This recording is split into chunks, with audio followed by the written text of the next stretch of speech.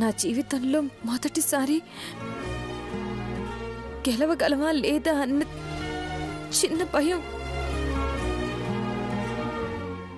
ఏదో తెలియని అనుమానం. ఇప్పటికీ 2 చీరలే అమ్ముడుపోయాయి. మిగతావన్నీ ఇంత తక్కువ టైంలో అమ్ముడుపోతాయా? మనకు కావలసిన డబ్బు సమకూరుతుందా? ఏంటి మృదుల, నీ మీద, నీ ఆలోచన మీద మా అందరికీ నమ్మకం ఉండి మేమింత కష్టపడుతుంటే నువ్వు డౌట్ పడతావేంటి? తప్పకుండా అవుతుంది, మనం గెలుస్తాం. అయినా ఇలా ఆపకుండా పనిచేస్తూ దాని గురించే ఆలోచిస్తుంటే ఇదిగో ఇలాంటి భయాలే వస్తుంటాయి. కాసేపు అలా బయట రిలాక్స్ అవుతాం పదండి. మాన్సి రా.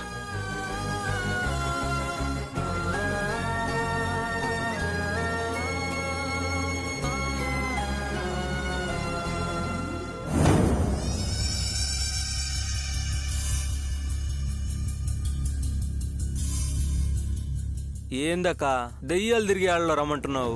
రేయ్ మూసుకొని గమ్మునే ఉండు.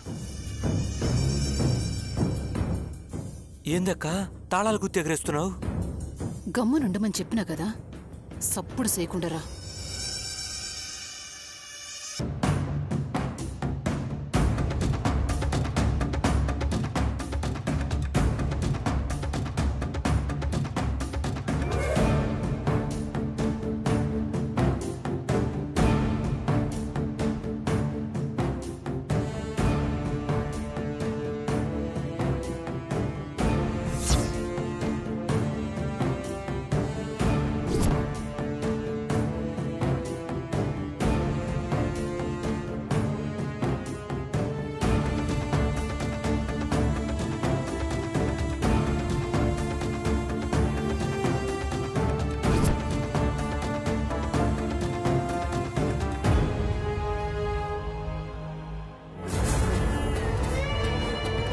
అక్క అన్ని గదులు తాళమేస్తున్నావేందక్క?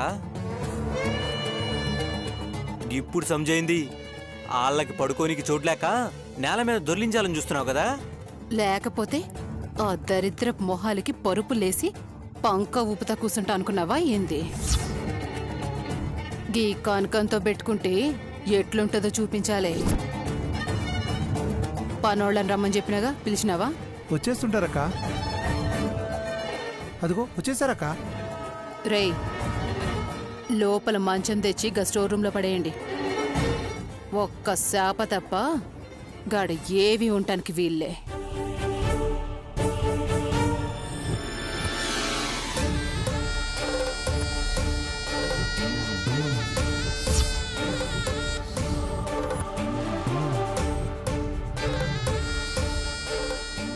ఇప్పుడు చూడరా అసలు మజా మొదలైద్ది.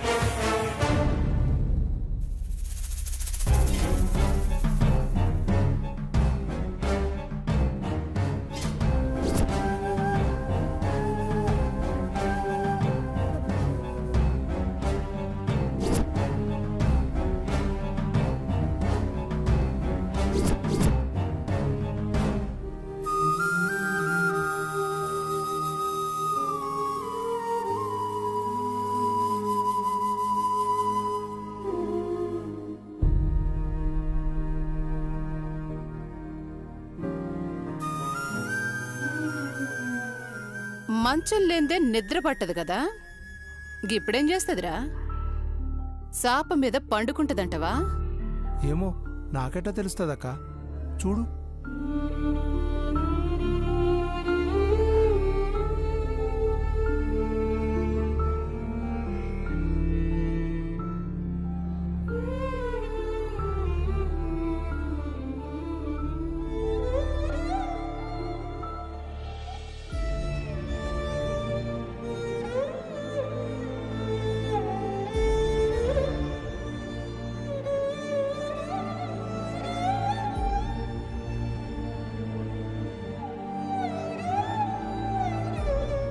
పండుకుంటదిరా.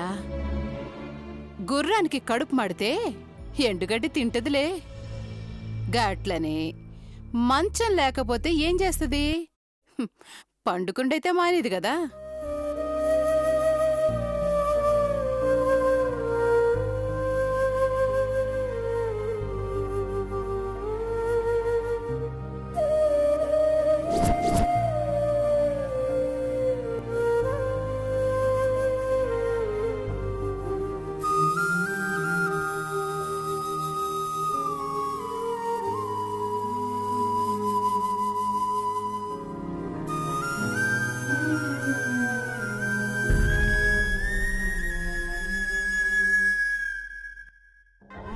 బాగా బాధలో ఉన్నట్టుంది. ఇట్టా చూస్తుంటే పాపం అనిపిస్తుంది.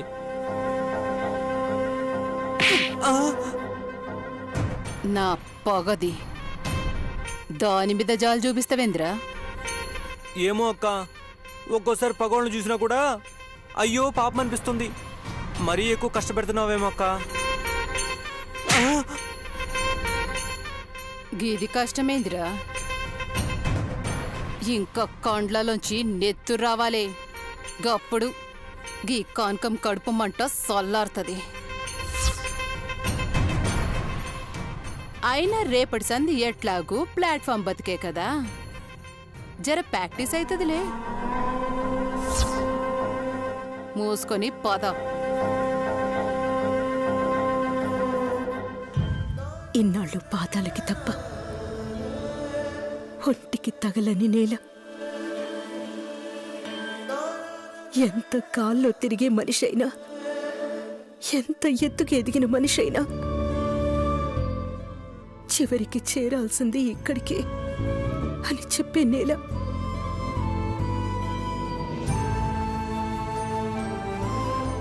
ఇంతకన్నా సుఖాన్ని, ఇంతకన్నా మనశ్శాంతినిచ్చే చోటు ఎక్కడుంది? అసలు ఈ నిజం తెలుసుకోవడానికే ఆ దేవుడు ఈ పరిస్థితి కల్పించాడే.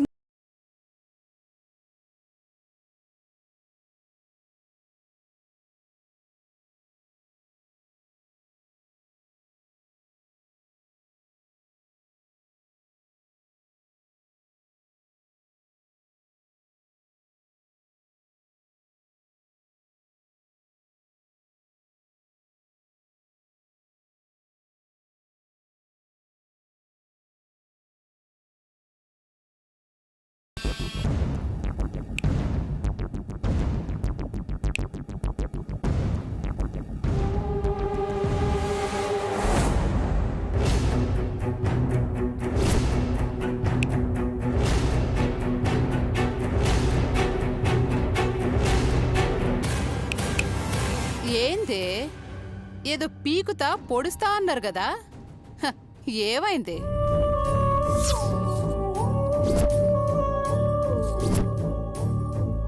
పది లక్షలు సంపాదిస్తామని చెప్పి 2 సీరలమ్మి ముష్టి 60,000 సంపాదించిండ్రు. నీ కోడలేదో కుర్రతనంతో ఆవేశంతో పందెం కాసిందే అనుకో. నీకన్నా బుద్ధుండక్కర్లా?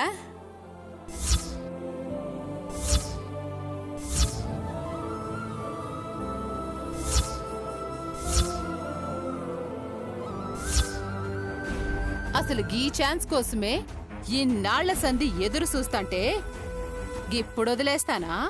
హరిగా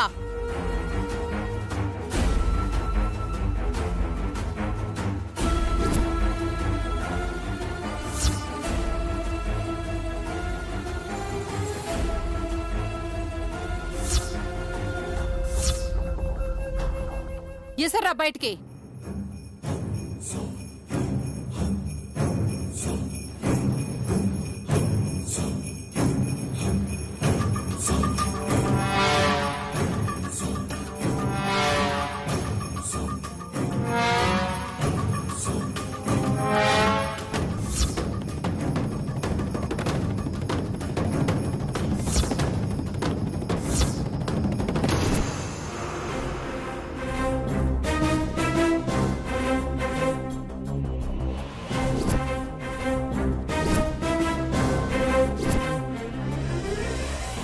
చూస్తారండి, పొండి బయటికి.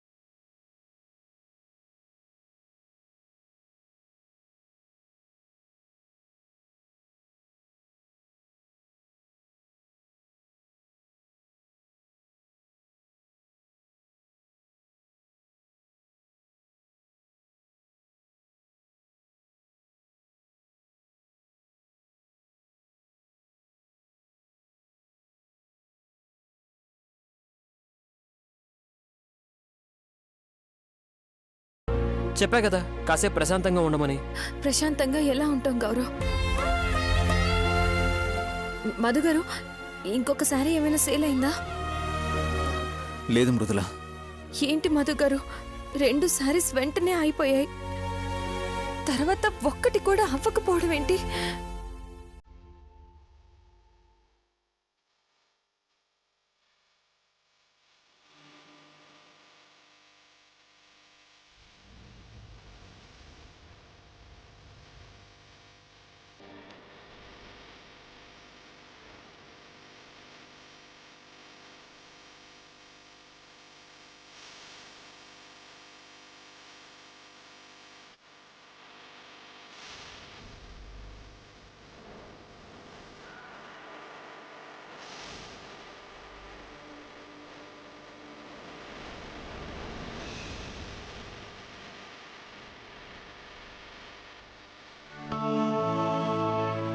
మృదుల పద మృదుల, టైం అవుతుంది.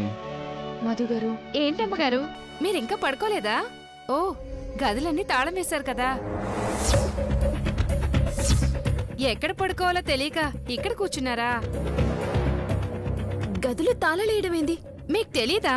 మీరు పడుకోవడానికి వెళ్ళలేదా? లేదు, పనుండి ఇక్కడే ఉన్నాం. ఏమైంది? ఏమైందంటే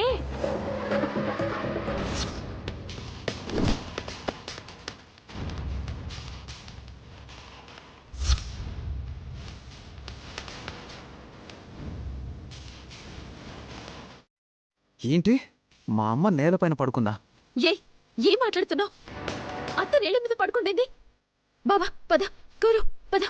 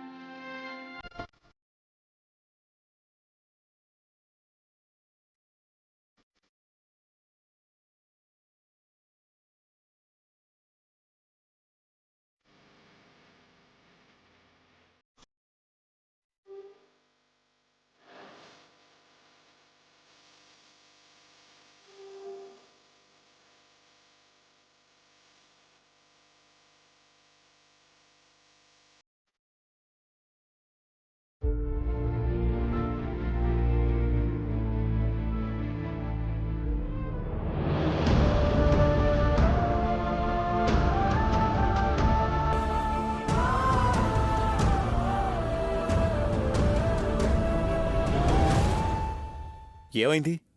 అందరూ ఎక్కడున్నారేంటి? ఏమైందా? ఒక్కసారి లోపలికెళ్ళి చూడండి మావయ్య.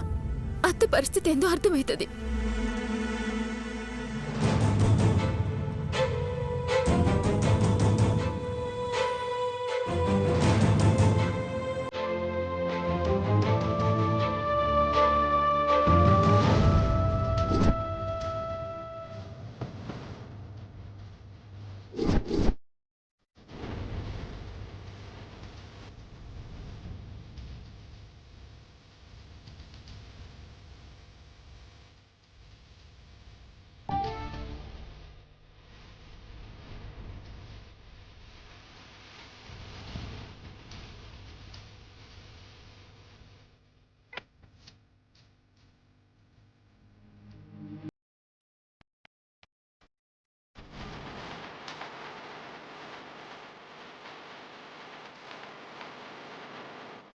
పెద్దనాన్న నానా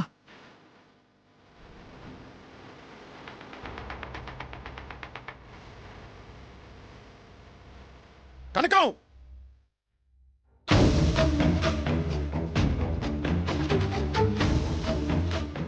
కనకం! ఏందయ్యా అర్ధరాత్రి పూట లొల్లి? అసలు అసలు మనిషేనా? కొంచెం అయినా మనసుందా? బెడ్రూమ్లన్నీ తాళాలేసి ఉన్న ఒక్క గదిలో మంచం తీసేస్తావా? ఓ అదా, గట్ల గొంతు సించుకొని అరుస్తా ఉంటే దొంగలేమన్నా పడ్డరేమో అనుకున్నా.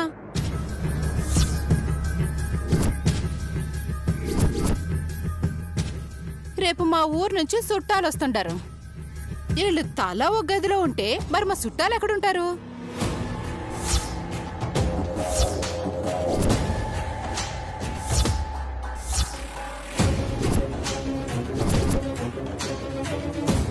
మరి వీళ్ళు ఎక్కడ ఉంటారనుకున్నావు? ఇచ్చినా కదా ఒక గది. అంటే అంటే వాళ్ళు కింద పడుకోవాలా? లేకపోతే పట్టు పరుపులేమంటావా ఏంది? నా ఇల్లు నాకిష్టం వచ్చినట్టు చేస్తా. నచ్చితే ఉండమను, లేకపోతే పొమ్మనవయ్యా. నేనేమన్నా కాలు పట్టుకుని బతిమాలినా ఏంది? పోవయ్యా. ఏయ్, కనకం! ఆగండి పెద్దనాన్న. తనతో మాట్లాడి నాన్న. బురదలో రాయేస్తే మన ఒళ్ళే మురికవుతుంది. ఎక్కడ మనం పందెంలో గెలుస్తామోనని కావాలని చేస్తున్న పనులు పెద్దనాన్న ఇవి. మనం అస్సలు డిస్టర్బ్ కాకూడదు. నిజమే, కానీ అత్తయ్య పరిస్థితి.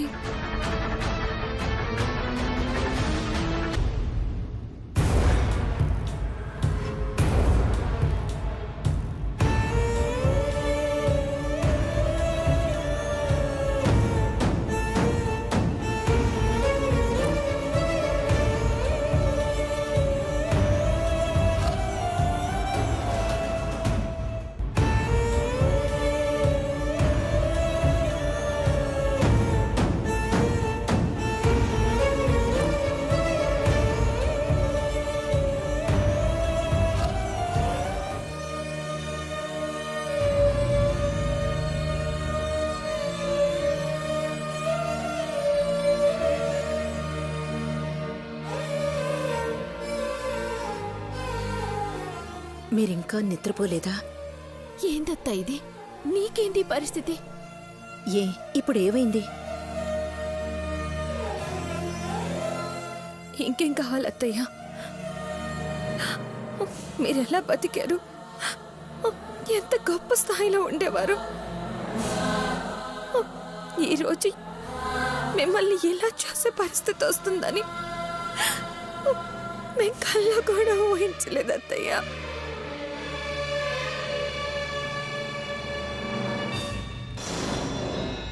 ఇప్పుడు ఏమైంది మృదుల? నేల మీద పడుకుంటే తక్కువైపోయినట్టేనా? మన స్థాయి పడిపోయినట్టేనా? పడిపోలేదు, నేనే పడేశాను.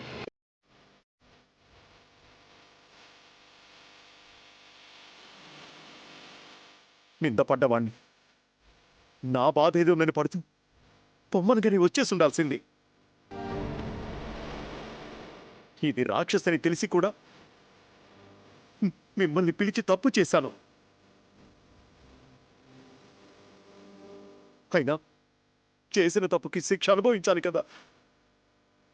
అయినా వాళ్ళందరూ బాధపడుతుంటే ఆ బాధని చూస్తూ మానసిక క్షోభను అనుభవించడమే నాకు దేవుడు విధిస్తున్న శిక్ష.